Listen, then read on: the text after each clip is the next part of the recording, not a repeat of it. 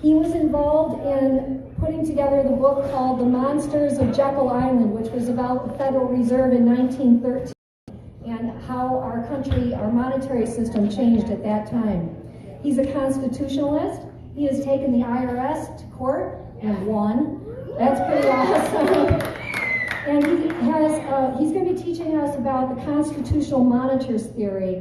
And you'll see a bunch of us running around with our t-shirts saying, our tyranny response team. And that's why I got excited, because the whole idea that we are running the convoys to get attention and bring attention to what's happening is good. It's a good place to start. But we have to have a way to now hold our government accountable to the rule of law. And we have to have a plan in place to do it. This is the gentleman who's going to help us get that going for anyone who wants to be a part of it. So I'm very excited to introduce to you Bob Schultz from We the People.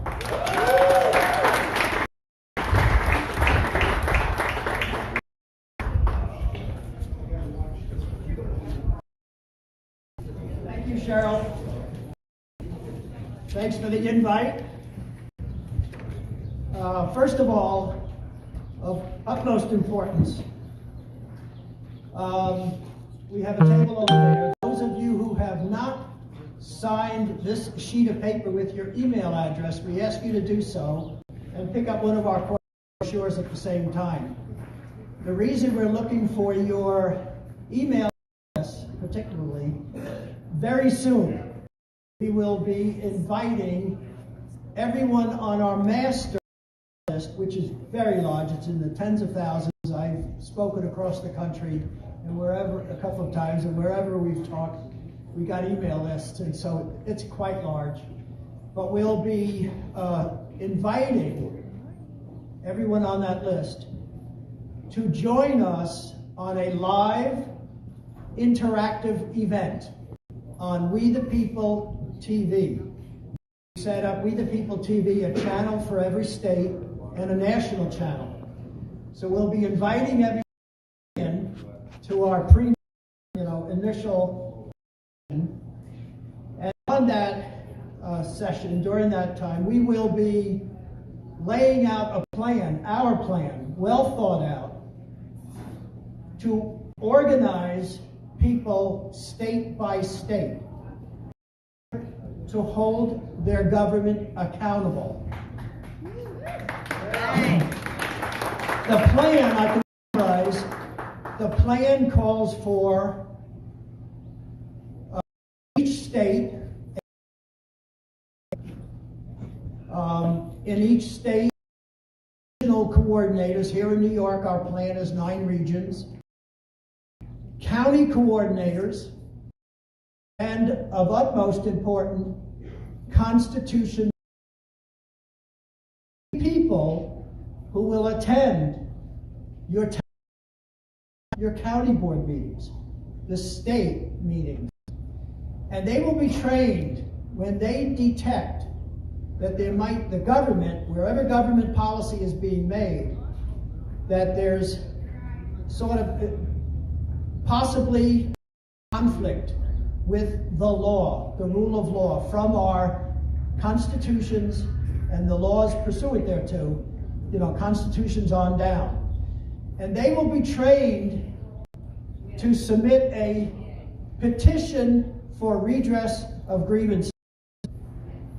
Your first to the U.S. Constitution guarantees 5 rights.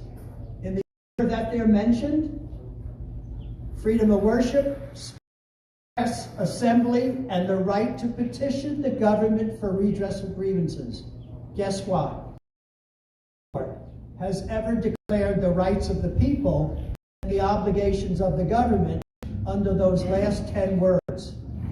They were put there as probably the most important of all checks and balances that were designed into our system of governance.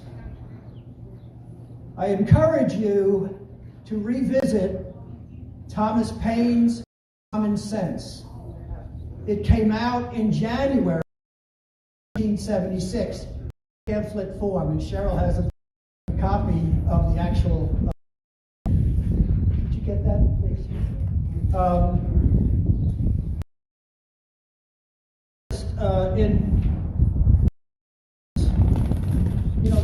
people in those days, as much confusion and anger and division as there is today. So he wrote, and he said, there are many people who are in with the government. The shots had already been in Lexington and Concord. And he said, for separation. And Thomas Paine wrote a pamphlet saying, I'm going to lay out all the arguments. And what caught my attention in particular was his reference. He said, we have been recklessly petitioning the government over all of these grievances that they have these days. And petitions have been answered on repeated injury. He recommended that, he said at the end of it, recommended, he said we need a new manifesto. And it turned out to be a few months later, the Declaration of Independence. He said we need a new manifesto in which we lay out the futility of our approach of petitioning recklessly. He said in his paper, that will do more good.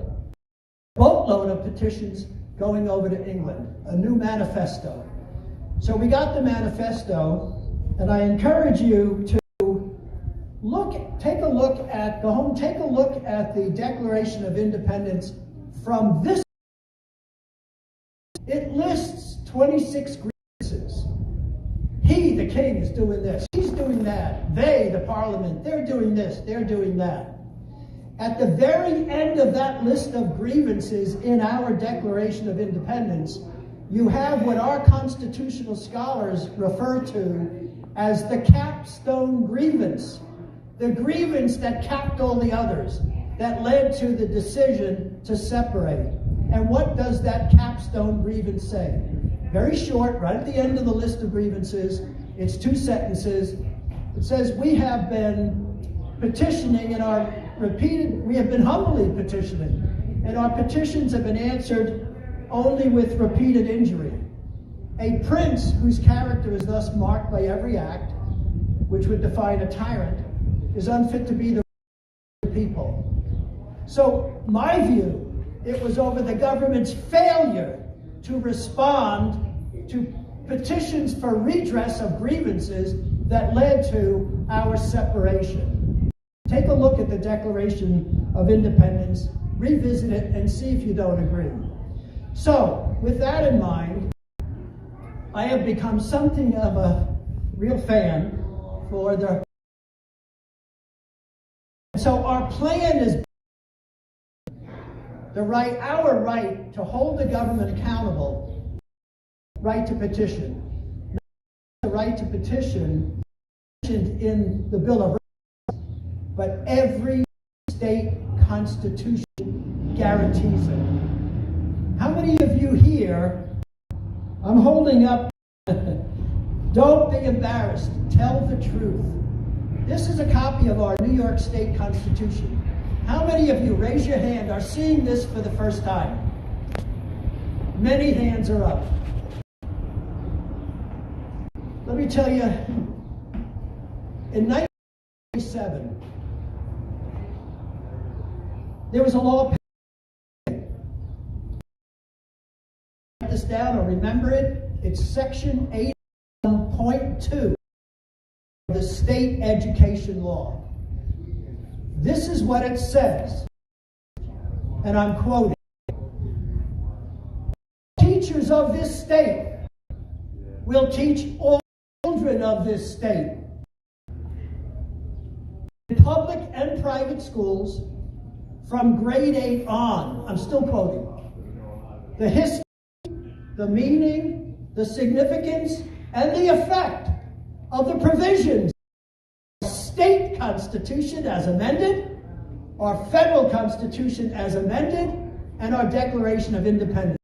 My wife Judy and I, we graduated high school in 1957. We weren't taught. Our kids and grandkids haven't been taught. Rising generation not been taught. They're not anchored to these fundamental principles of liberty and freedom. At our great expense.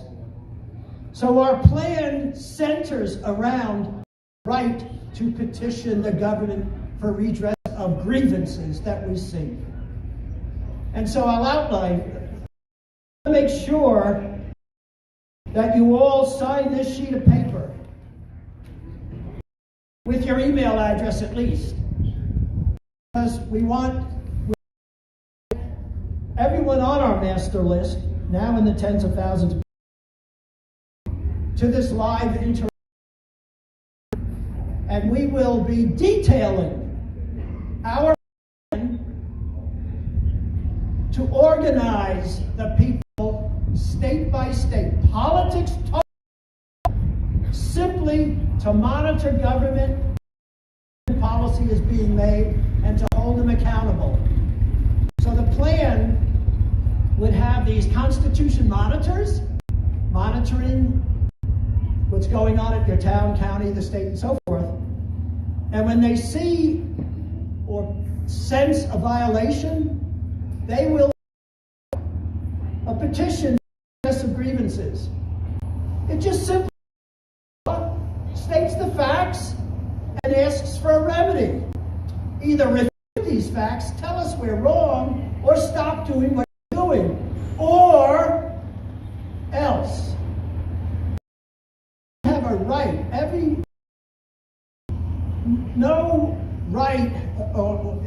right is enforceable. Any right that's not enforceable. These are words of the U.S. Supreme Court in an 1803 Marbury versus Madison.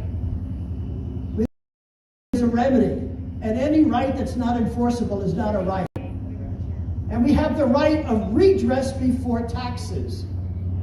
Redress before taxes. Let me quote the words of the founders in the 1774 Constitutional Convention. Who were the delegates? Washington, Adams, John Jay, our first Supreme Court Justice. What did they say you should Google the resolutions and resolves of the Continental Congress of 1774. Remarkable. In one of those documents, it's entitled A Letter to the Inhabitants of Quebec. They were under the same government. We were trying to get their sympathy. And in that letter to the inhabitants of Quebec, signed unanimously by the delegates of the convention, they said this: when rulers want money from the people, and they have in any manner oppressed the people may retain their funds or their money until their grievances are redressed. And so, but that doesn't work in our society today. By the way, before I get there, this right to petition worked in this country until 1836. It was added, the First Amendment was added in 1791 with the Bill of Rights, and it worked. If you petitioned, for instance, your congressman over some grievance, you always that petition always went to a committee, unless it was totally libelous or totally frivolous. It went to a committee in Congress. And every Monday, get this, it's a fact, every Monday Congress dealt with petitions for redress of grievances. Until 1836. What happened in 1836? The Southern congressmen in the House of Representatives got a gag rule passed. They didn't want to respond to those petitions coming from those abolitionists seeking to end the practice of slavery. So they got this gag rule passed that said any of those petitions are going to be permanently tabled.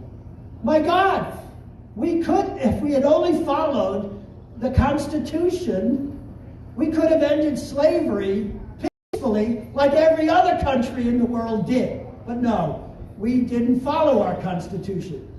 And the right to petition, it took John Quincy Adams, who had been president and went back to Congress. It took him 8 years to get the gag rule repealed, but the damage had been done. The right to petition, the petition clause, was a forgotten right until we came along a number of years ago. We are going to revive this right to petition, to hold the government accountable, but it doesn't work. Individuals and small groups cannot prevail. We need to organize. And so the plan is to have a structure across each state, and we, the people of New York, will guide the other states as we move along. We have these coordinators, the regional and county coordinators, and these constitution monitors. And then there will be what I call the army, the supporting members, those who don't have the time to get directly involved, but they want the government held accountable to the rule of law, something that simple.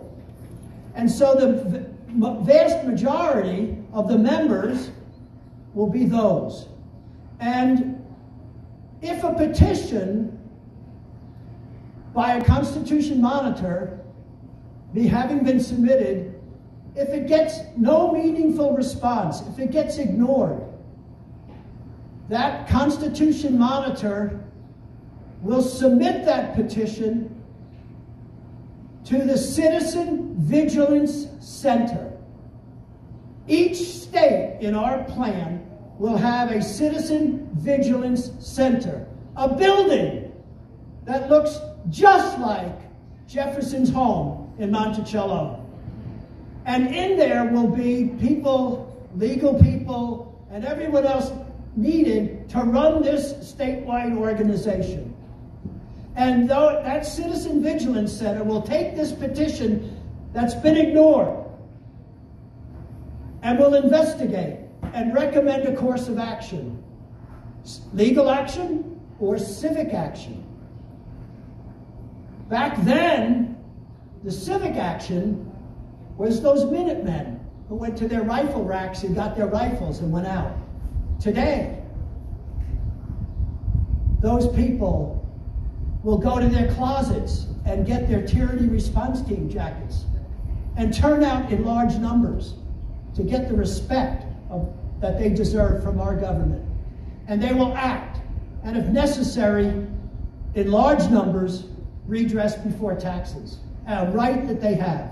Any right that's not enforceable is not a right. But it's not something individuals and small groups can do. So we need a critical mass of people willing to collect a foot down when necessary. We set our system of governance up a long time ago. Our constitutional republics, both state and federal, and we were happy. We had gotten rid of that government, and we set our government up, and we relaxed. And the government has overreached. As Jefferson said, it is in the natural order of things, he said, for liberty to lose ground and government to gain ground. And that's what's happened. While we've gone about our lives, government has been slowly overreaching, stepping outside the boundaries that we have drawn around their power, doing all sorts of things. Just the other day, this month, the budget for the state of New York is due to be passed on April 1st. It's always a few days late. Finally, it was passed around the 9th of April. And our governor, in the last minute, submitted a provision. The state will give $800 million towards the construction of a new stadium for the Buffalo Bills in Buffalo, in Erie County. As soon as I heard that, what went through my mind, because of the work I've been doing all these years, we have a provision in our Constitution.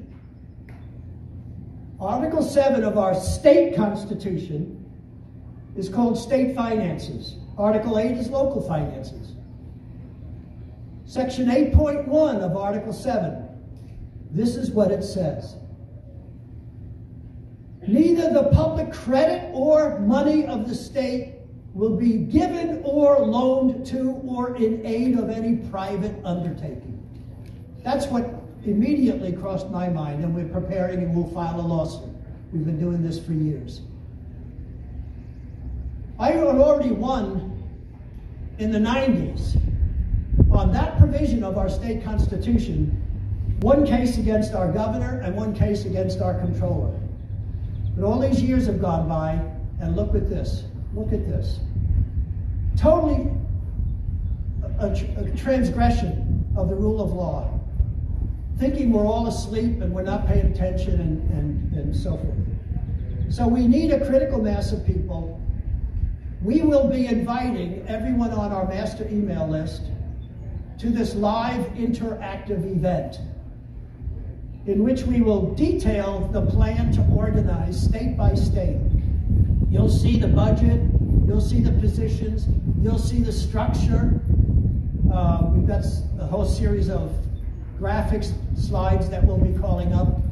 We'll be discussing the problem. I think you all know the problem, but we'll be discussing the problem, the major violations at the federal level of our state, of our U.S. Constitution, and the major violations of our state constitution that are every day, they're taking over. The Constitution, I say it's hanging by a thread. I've been told it's dead. It's our fault. We've let it happen. That's right. That's how it got there.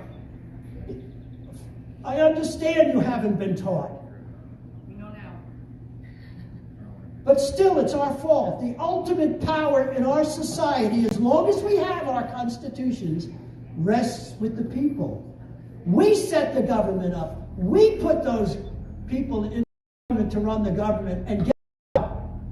We tell them what they can and cannot do. Your U.S. and state constitutions are a set of do's and don'ts. You will do this. You will not do that. That's what these documents say, for God's sakes. And nobody's enforced it. They work for us. It's our job. They're not going to. This has not, in spite of the law, why do you think it hasn't been taught?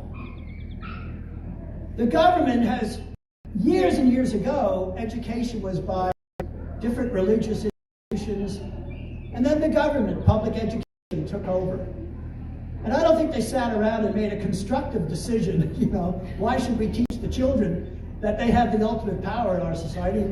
Why would we do that? Let's let them believe we have the ultimate power. And so they don't teach what the law requires. The history, the meaning, the significance, and the effect of the provisions of our state and federal constitutions and our Declaration of Independence. Most people don't even know there's a state constitution. And yet it's the state constitution that governs the behavior of every single elected and appointed official in your state, at every level, far more so than does the federal constitution, which hardly ever comes into play in the day-to-day administration of your state. And so we have these violations. I'm very familiar over these. My first lawsuit, which we won 1979, I've been doing this 130 lawsuits. I'm not a lawyer, but 130 lawsuits. We need a critical mass. And so please sign up. Make sure you're on our list of people being invited to this live interactive event. Our website is just about ready. We're going to be on that event. We're going to be encouraging people to go to wethepeopleofnewyork.org and do two things. Sign the petition that's there to get civic education into our schools in accordance with the law. That's a fundamental problem we have in the state and in the country. And then also organization. This will be a pivotal moment in our history. Getting organized. This state and every state. We have the power. The ultimate power in our society rests with us. It's up to us. Any questions? Okay, so please make sure you sign this sheet. And pick up one of our corporate brochures. They're over there on that table. And get on the list to be invited to this live interactive event that's coming up very soon. Thank you.